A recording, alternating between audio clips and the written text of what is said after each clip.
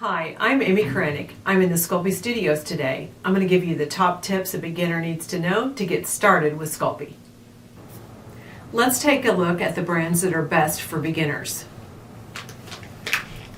Original Sculpey comes in white and in terracotta. It's great for beginning sculptures and for painting. Kids will really love Bake Shop clay. It comes in super bright colors and it's very soft and squishy right out of the package. There's Bake Shop bendy clay, which makes things that are still soft and springy even after they're baked. And there's Bake Shop eraser clay, which really works as an eraser. Graduating from Bake Shop, we move up to Sculpey 3. Sculpey 3 comes in an abundance of colors, way more than the previous brands. It also comes in different finishes. This is a glitter example. There's also metallics, as well as translucent and opaque. It comes in a 2-ounce brick, 8-ounce bar, and 1-pound bar for specific colors. Sculpey 3 is slightly stronger, so it's great for home accent pieces and for moving toward jewelry items.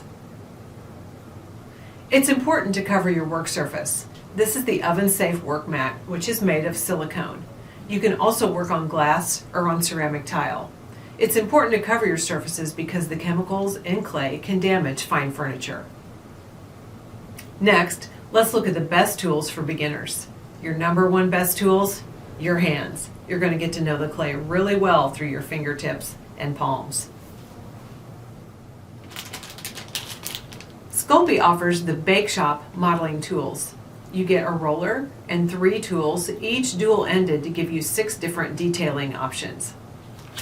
Then check out Sculpey.com for the total line of tools that we offer, like an acrylic roller, blades, clay tool starter set, and the dual-end detail tools. Another best friend that we suggest for cleanup, for hand cleaning, and for tool cleaning is wet wipes. The first technique you'll need to master is conditioning. All clays, no matter what brand, need to be conditioned. Conditioning just means softening and stretching and getting all the ingredients working well together. Start with about a half of a 2-ounce bar of clay and just work it with your hands until it's very soft and flexible. You can condition with a roller as well. Just lay the piece in front of you and start rolling it with a hand roller. If you see air bubbles come up, you can just prick those with a needle tool and push the air out of the hole that you created, and then keep going. It's important not to trap air inside of clay. Clay does not shrink or expand in the oven, but air does.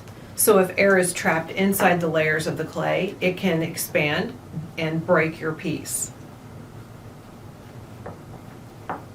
Once you've sheeted the clay, you can fold it and roll it some more. This is a very practical technique for conditioning clay. It's also very good practice to understand how to roll even sheets of clay.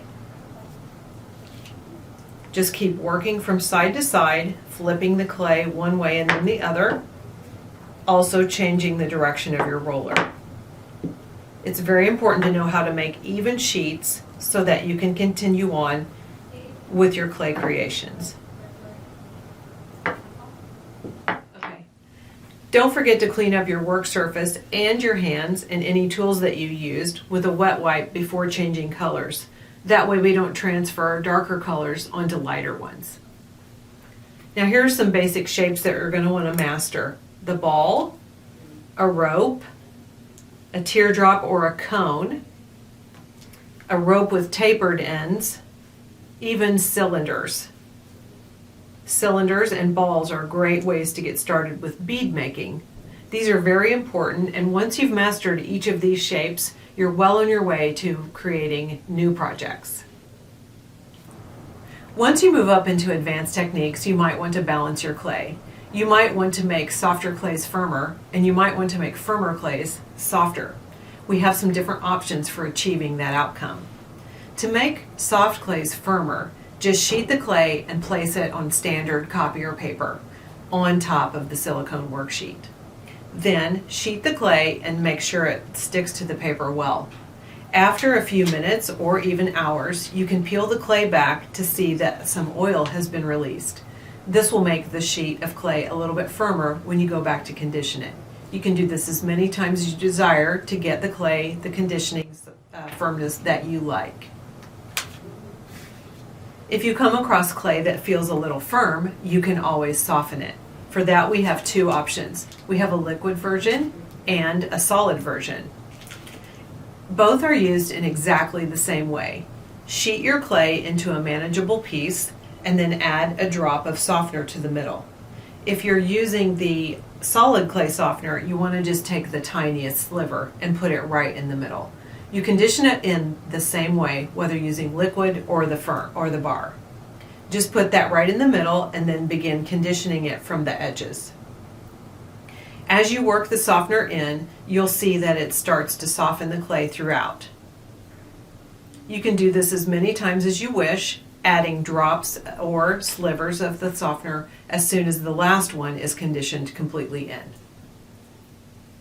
Once you've mastered Sculpey 3, there's specialty brands you might want to incorporate, like Sculpey Ultralight, Sculpey Primo, and Sculpey Soufflé for advanced techniques. Finally, let's talk about baking. It's important to bake your clay creations at the right time and temperature.